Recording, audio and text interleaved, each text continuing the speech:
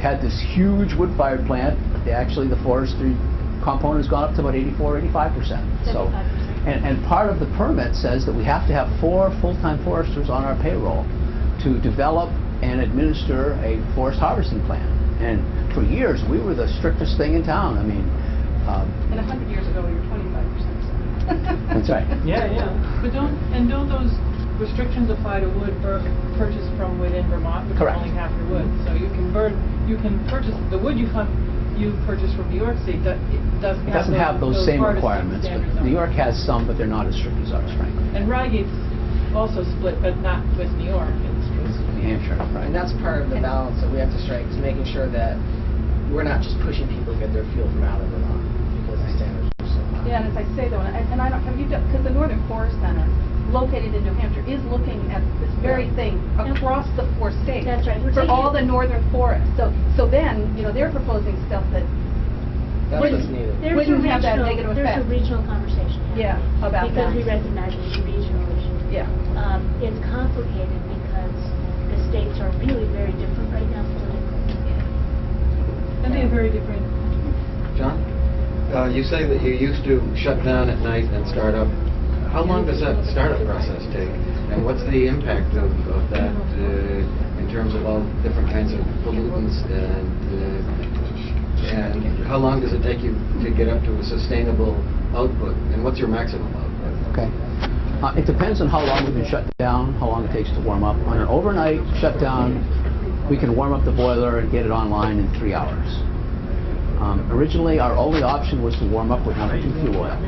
In 1979, we added the capability to burn natural gas, and now we can do both. Natural gas is on an interruptible basis, so when natural gas demand is high in Burlington and they don't have it available, we can resort to No. 2 oil. We don't like to. It does have more pollution.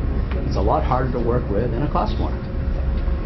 Once we're online, it takes us 2 hours to go from minimum load to full load. Our normal full load is 50 megawatts, which is about the average load of the city of Burlington. We're actually owned by 3 different utilities, so Burlington only is entitled to half of the output of this plant, and the other is split between, now GMP owns both GMP's original share and CB's original share, and then also Vermont Public Power Supply Authority. Our maximum capability, we can put out more in the winter than we can in the summer because we can dissipate the heat better in the winter. In our winter, maximum claimed capability is 54 megawatts net, and our summer is 52 megawatts net. And when you shut down, which I guess you're no longer doing, who provided the city with electricity? The grid. Yeah, just buying. We do that because we could buy it cheaper Right, than we okay. can make it. Yeah. So, unlike some countries, we have about twice as much generation in Nepal as we have average load. So a plant can break down, and most We people don't being know. Burlington or we being... Talking about New England. New England. Okay. How many acres is in this facility inside the fence? Burlington originally purchased 400 acres down here in the Intervale because it was available at one location, as one plot. We use about 46 acres of That's with land the here. storage. Yeah, and out here, there's a lot of land out here that's not effectively utilized because we found it's archaeologically rich. And have you ever shut down because of a lack of chips coming in? Yes. And we haven't been forced off, but often it is a balancing act. So as the wood supply gets lower and the demand is higher, we will price ourselves higher so we're not run as hard. We have never actually called the pool and say, "Oh, sorry, we're out of wood." But we have priced ourselves so we're less attractive. And what is the No. 2 fuel tank? Originally, it was, remember, this is a utility facility, so we're not like a Rygate who's just a money maker sending kilowatts out the door and getting money back in the door. It's our responsibility to keep the lights on.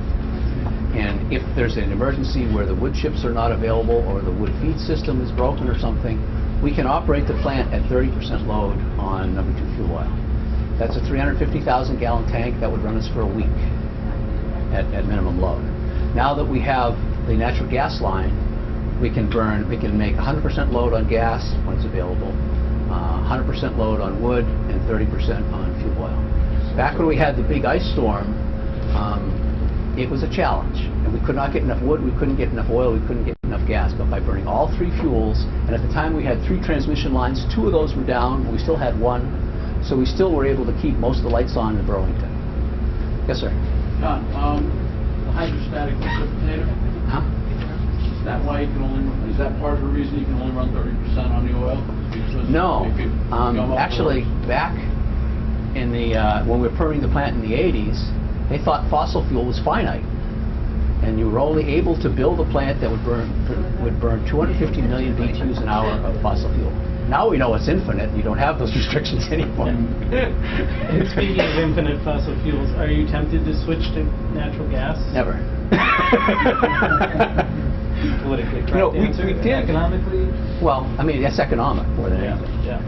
Right now, the price for us to produce a megawatt hour on natural gas is about the same as it is on wood. When we're Okay. just talking fuel. Yeah. But the RECs are twice as much. When you're, I don't know what the. Renewable energy certificates. Right. I don't know what the current goals are, but the electric commission also has goals for percentage of how much comes from renewables, right? That's right. So it'd be hard to switch a big piece of the load to natural gas. They'd have to, the city would have to change their goals on where their power It's comes true. from. What is it currently, do you know? Well, the goal is still 100%. But that's what it was when I was on, but I didn't want to say that because I didn't know what it currently was. But it's also, I mean, if you're selling the RECs, you lose your bragging rights. Right. So what we're doing now is we're selling Class 1 RECs to Connecticut for $54 a megawatt hour, and we're buying an equivalent amount of Class 2 RECs for 50 cents a kilowatt hour. And retaining our bragging rights. And it's a little bit of a shell game. To retire those, as someone or look to- at it, but... You're retiring these. Pardon me? You're retiring the Class 2s? Yes. How much water do you consume? We use an average of 650 gallons a minute, which all come from on-site wells.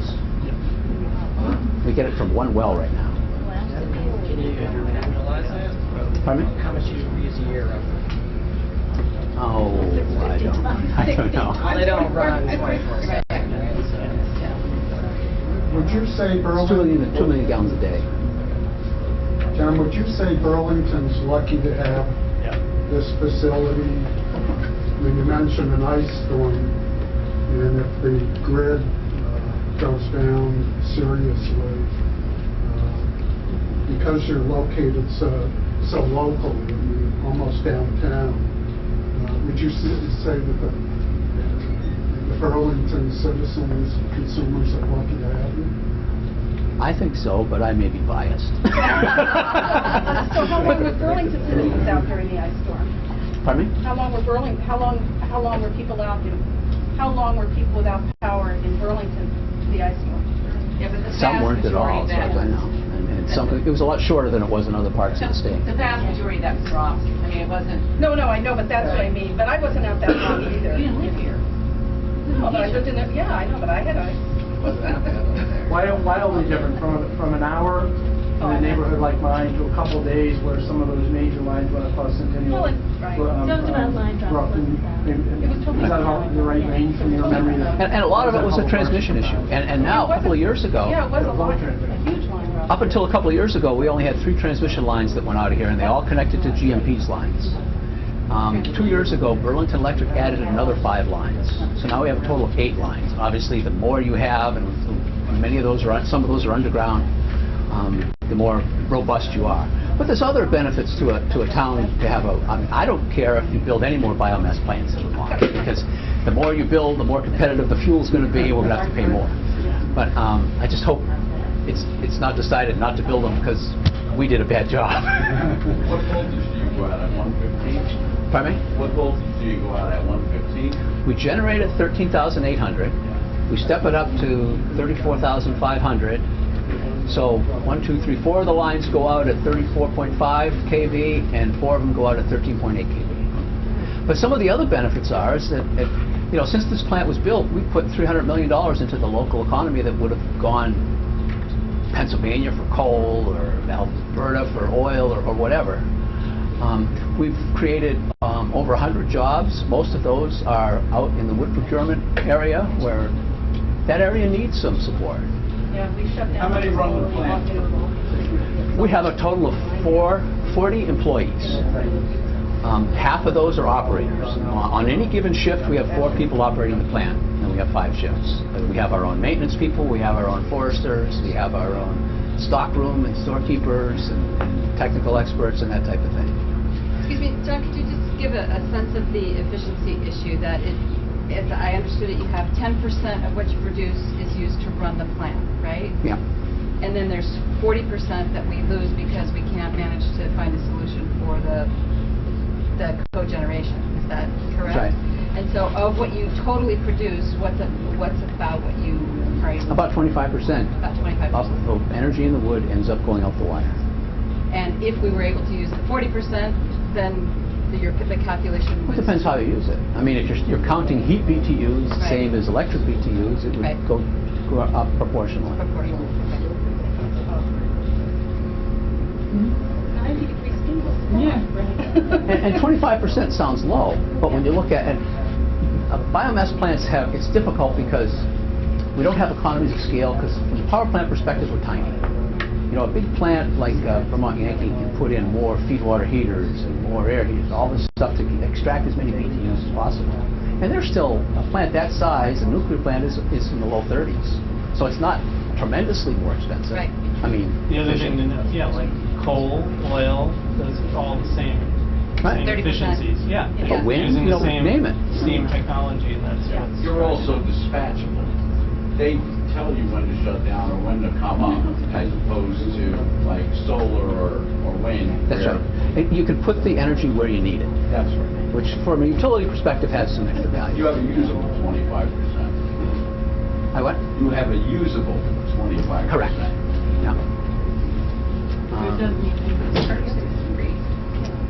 We also were the site of the Vermont Gasification Project, which was a project that the DOE was funding to show how you could take wood and turn it into gas and use it in a cycle like you saw in Granite Ridge. And put it through a combined cycle gas turbine project so that the conversion project would be more efficient. Right. And in our case, the best we could have hoped for, the gasifier itself was 70% efficient because it took 30% of the energy in the wood to produce the heat to gasify it.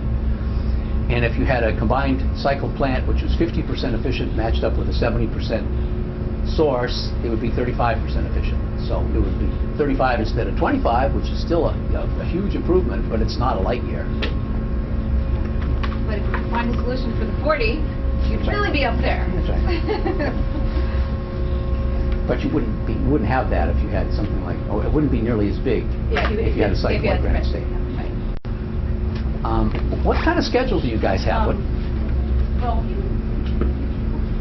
Because I'm good, I can stay all day or all night. I think we should have a tour of the plant. Yeah. Can we have a tour? Absolutely. Yeah, let's have a tour. This is what our boiler looks like. Our boiler is 10 stories tall. You can see the size of it compared to a person. This is the furnace. It's a large open cavity. It's surrounded by tubes. They're 3-inch tubes with water inside of it. What's not shown here is there is a large storage bin. It holds about 75 tons of wood, which is about 1 hour's consumption at full load. 75 tons is about 30 or 35 cords, if you think about it in that term. That seems like a lot, but I'm not savvy. whatever it is, I mean, even at minimum load on oil, we use 27 gallons a minute of oil. So it's you know, they're all big numbers, so they kind of shock people. So the wood gets blown into here. We have a traveling grate, which is what this kind of light-colored belt assembly looks like. It looks like a tank tread that's 25 feet deep, 35 feet wide, and it moves very slowly in this direction. And it does two things. First of all, it forms a surface for the wood to burn on.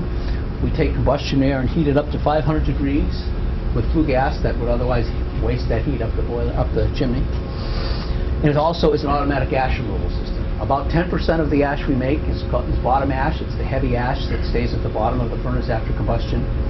So as that moves forward, it drops down here into a pit full of water, which cools it, keeps the dust down, and that's scraped along. It goes up an incline, so the water is decanted off, and we end up with like a wet sand mixture. All of our ash is used beneficially. This ash is used primarily for a road building base as aggregate, but it's only 10% of the total, and it's much denser than the rest of it. The majority of the ash goes up with the smoke. It goes through all of the heat transfer surfaces. It cools the gas down from about 2,400 degrees here to about 300 degrees here. It goes out to a mechanical collector, an electrostatic precipitator, and that's where the fly ash is burned, and that's about 90% of the total. The fly ash is used to go on farmers' fields. The major constituent is calcium oxide, which is lime.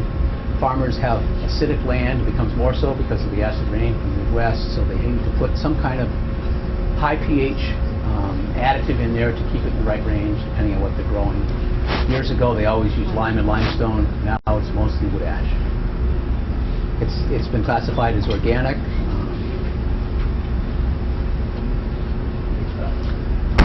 Okay, so we make the steam here at 1,275 psi and 950 degrees Fahrenheit. Then it comes down here to our turbine generator. And as I said, it goes through the turbine, or it goes in at 1,275 psi, and it comes out at about 1 inch absolute pressure, almost a perfect vacuum. It goes in at 950 degrees, and it comes out at 90 degrees. Obviously, that depends on what the atmospheric conditions are, is how well the cooling tower can work. Then the water comes down to this gray tan piece of equipment, which is a condenser. It has 6,000 tubes inside of it, which takes cold water from the cooling tower. The warm steam condenses on the cool tubes, turns it back into water, and we pump it through the system so we can recirculate that water over and over. Otherwise, we'd be adding an extra 1,000 gallons a minute to the plant usage. These are some pictures of where the plant was, different construction photos and such, but I think we're probably ready for the tour if you folks are, so if you put on your hats and glasses. Operating. I haven't checked recently because they can dispatch our load changes all the time, but we're probably at 50 megawatts net, which means about 55 megawatts gross, because we do use about 1/10 of our generator output to power the plant. It's going to be kind of cozy in there, so don't push any buttons. So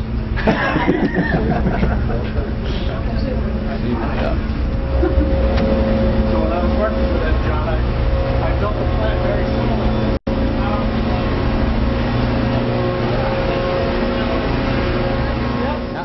Story boiler, fuel handling for 6 or 8 fuels. Yeah.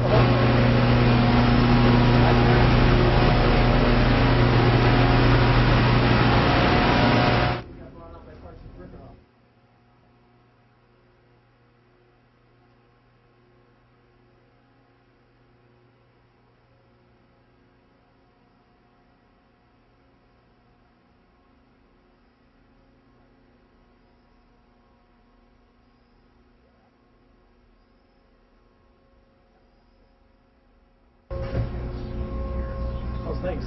Good, and you? Good. Okay, come a little closer. Come on in, Mike. This is Mike Willard, who's our shift supervisor. He started with us 2.5 months ago. Yeah. He was running he's working on a coal-fired ship that delivered coal to Brayton Point and Salem Harbor Station. But now he's done with the dark side, and he's in the biomass business. The real dark side.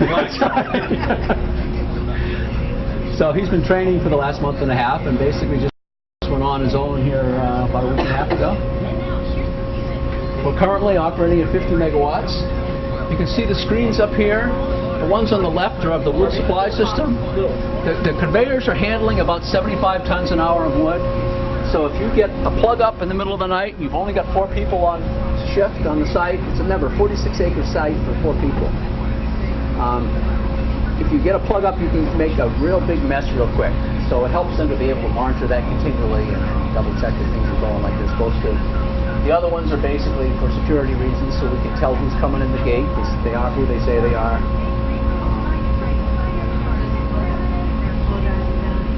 Well, one guy's got to stay here, and the other 3 go out there. It happens. We had one yesterday, I guess it was. Ice is a problem. I mean, sometimes we get ice. We couldn't justify it economically. Yeah, I know it's expensive. And with wood, it's quite different than coal. Yeah. Coal has moisture, but it's a surface moisture. The wood is an inherent in the cell intercellular moisture. So when it freezes, it's a block. So if that happened and you rotated it, You get a block. you'd get a block or it wouldn't come out. We actually have internal stiffeners inside the rail cars, which wouldn't have been my first choice, but that's how they designed them, and which basically gives the frozen wood something to hang on to. So the real trick is to make sure you unload the rail cars the same day they're loaded. But sometimes you get a frozen switch or something, and it might sit somewhere with precipitation and freezing weather for some period. We haven't had that problem for a while, but when we do, it's a doozy. It's basically all hands on deck. Keep at it until it's done. We are limited. We can't get wood deliveries here on Sunday, and we can't get them here after 9 o'clock in the morning until I think 7 o'clock in the morning. I mean 9 o'clock at night till 7 a.m. Again, in consideration of the neighbors up here. But the operating crew, as I said, consists of 4 people. The shift supervisor, which is Mike's position, is located in here. He's looking at the various computers and keeping in touch with his crew with a two-way radio. Then we have a station operator, who's the person that goes out and does the hourly readings and checks the equipment. If Mike gets an alarm that says number 4 feed water heater is high level, the guy will go out and verify it and make sure it's not an instrument issue and advise from a field perspective what that might be. We have an auxiliary operator who primarily takes care of the ash removal. We produce between 1 and 2 tons of ash an hour, typically about 8,000 tons a year. And it's deposited in 45 different ash hoppers. There's an automatic ash removal system, but it requires a lot of care and tending. And then that's put into the fly ash is put into a dump truck, which is stored temporarily in the ash yard. And then these large self-dumping trucks come in, which they get loaded, and they will dump it directly on the farmers' fields. When we first started up the plant, we did not have the permits to remove ash from here. And the state was kind of nervous about it because it was new and different. So for the first 2 years, we had to landfill that ash. And in 2 years, we got a 6-acre area 10 feet deep in ash. Once we got the permits, the state was not willing to say, go ahead and put it on farmers' fields. But they knew limestone was okay, so they kind of split the difference. They said, you can put it on farmers' fields if it's 50% limestone. So we partnered with Shelburne limestone and Swanton limestone, and that's what we did for quite a few years. Until then, eventually some of the other wood plants were built in New England, and they would put ash directly on farmers' fields with no problem, so they dropped that requirement. So that's what we do now. The 4th person on shift is the yard worker. Yard worker spends most of their shifts. These guys work 12-hour shifts. They come in at 6:30 in the morning and they go home at 6:30 at night. And he spends most of his shift in a front-end loader, which has got an 18 cubic yard bucket in the front of it. You can get one that big because wood is not very heavy. But with one scoop, you can fill up almost 2 dump trucks. So it's some pretty big kid stuff. The wood that comes in by truck comes into a truck scale, and did we get many trucks this afternoon? Not a lot. Okay. Maybe 5 or 6. Okay, well hopefully we'll see one, because that's kind of worth seeing. So we weigh the truck in, we back it up to a dumper, we disconnect the truck from the trailer and elevate it to a 50-degree angle. The wood comes out the back, couple them up, weigh them out, and pay them for the difference. About 85% of the wood that we get comes from forest residues. About maybe 12 or 13% comes from mill residues, which is basically from some manufacturing facility, whether it's a sawmill or a furniture factory with shavings and bark and sawdust and that type of thing. And the last 2% we get comes from our waste wood yard out here. All of the wood that we get has to be clean and untreated, so we can't take plywood or particle board or anything that's been painted. If we're unsure, we send it away. So and to make sure that we have a full-time attendant out here to make sure it meets our specs, because we can get in big trouble if we violate that. Any questions in here while it's kind of quiet? That deer there, was that in the yard down there? No. Is your draft okay? Can we open the furnace door? Yep. Okay. We have a balanced draft combustion system. What that means is we blow air in for combustion, and we suck the exhaust gases out to go up the chimney. So we try to maintain the furnace at a slight negative pressure. I'm going to open a door at the grate level so you can look inside and see the grate and the fire.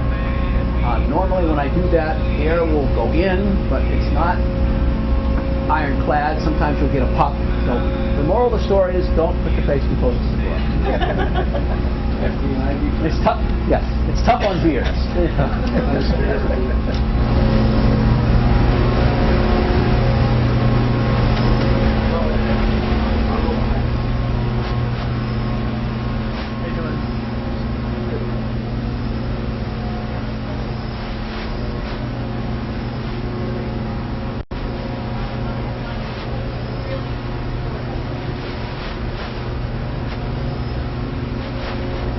So that when the boiler heats up thermally, it grows about 3 inches longer than when it's cold. And that's what the expansion point is for, to allow that boiler to grow down towards the floor to the great extra this level. No, it's just a water seal on the acid pit down below.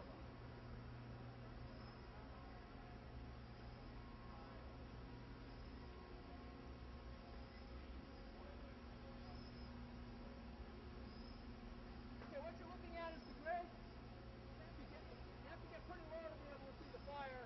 Even at that point, we're only seeing about the bottom 1 foot of fire, and the flames are about 40 feet tall. You see the holes in the grate where the air comes through?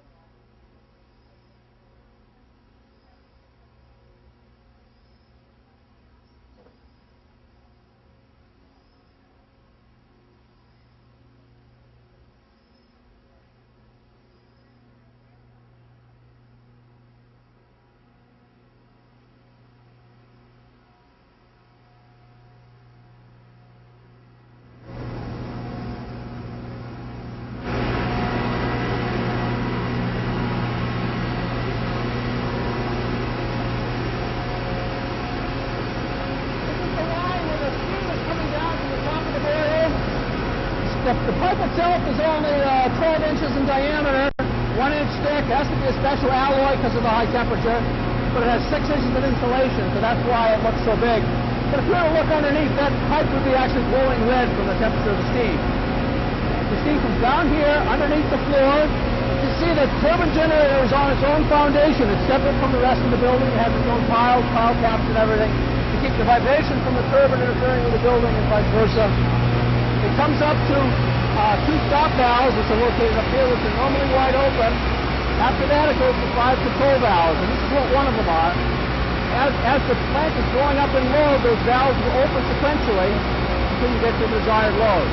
Right now, at 50 megawatts net, 4 of those are wide open, and the 5th one is probably halfway open. We still have a little bit left to give, but we wouldn't do that unless the prices really got high. You do lose efficiency as you get to that last valve.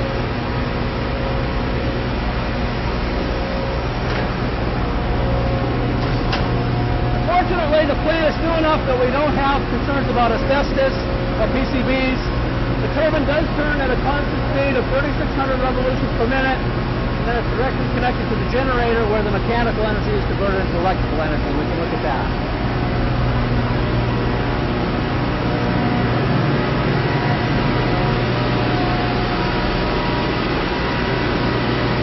This is the shaft that's transmitting the power from the turbine to the generator. The generator is basically just a big magnet inside a coil of wire. That's a small generator at the end to provide the electrical current for the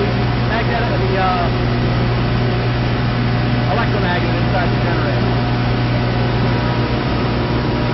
Okay, let's go see if we can find a wood truck.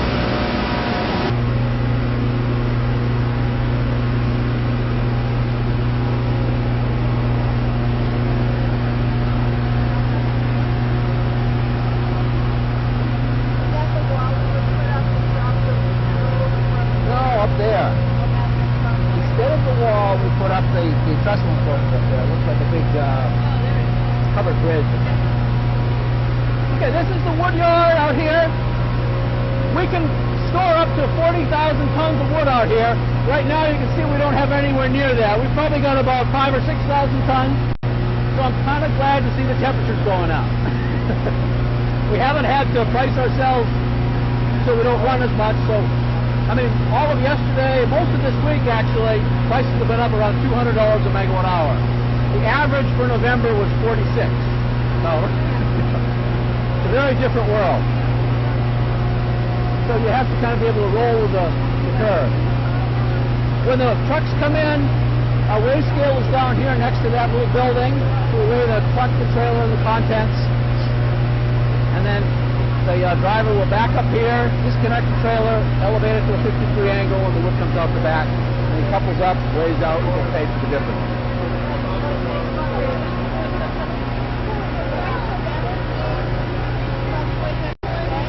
Every 5 minutes. It's a moving target.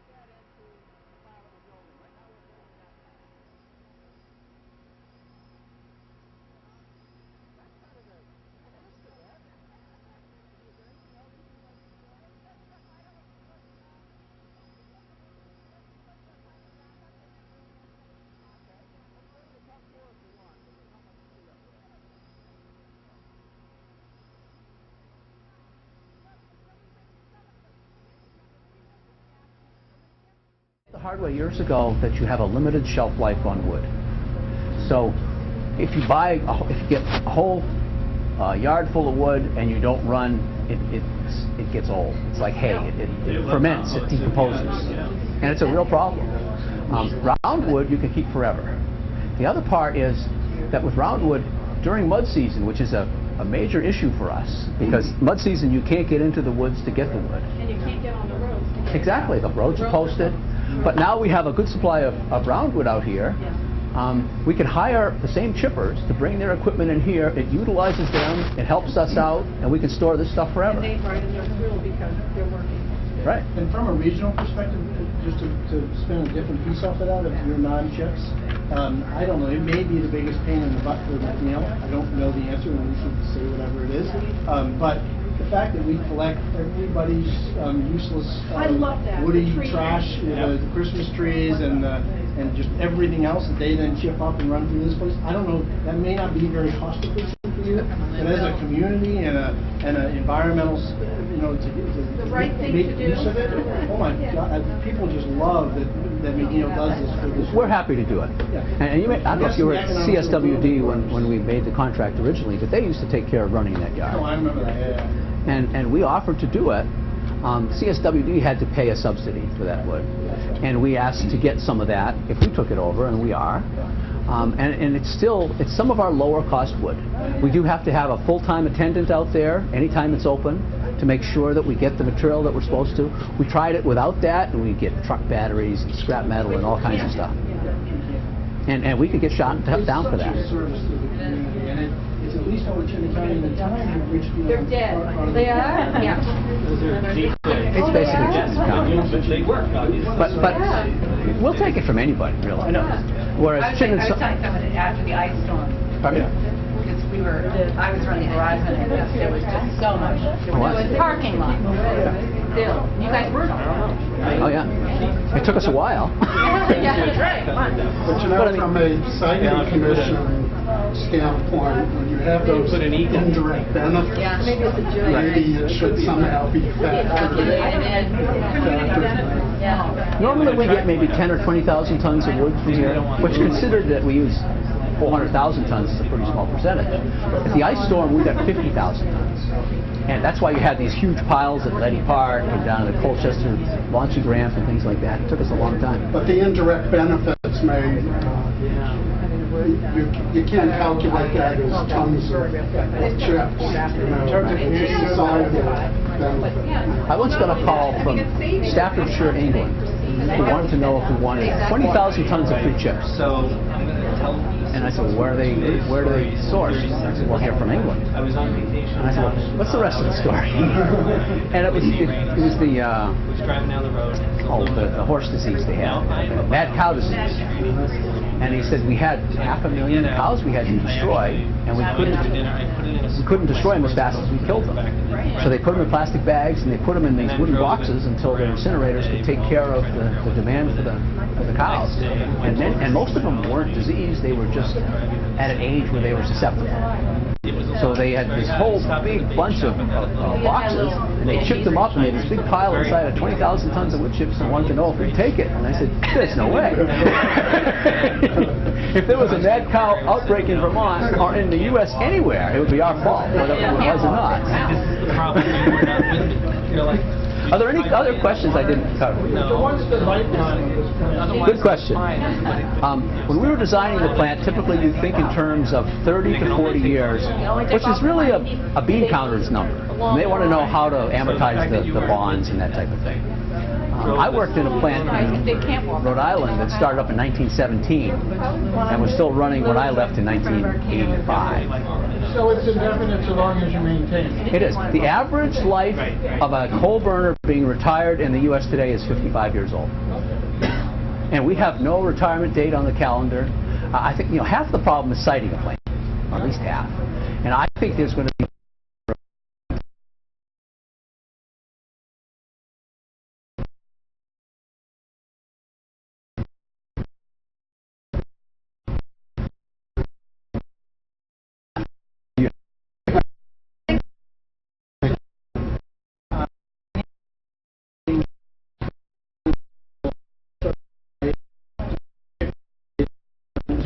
if any, maybe it wouldn't be that different. I don't know. Oh, I think it would be quite different, just from an archaeological perspective. I mean, this is archaeologically rich, which it's a zone you can't. Yeah, but you got A&R sign off on that. I'm saying, if we were going to do this today, Right. What would be the dropping it into a place like Well, that. it probably shouldn't be here. That's my guess. don't claim it. That's my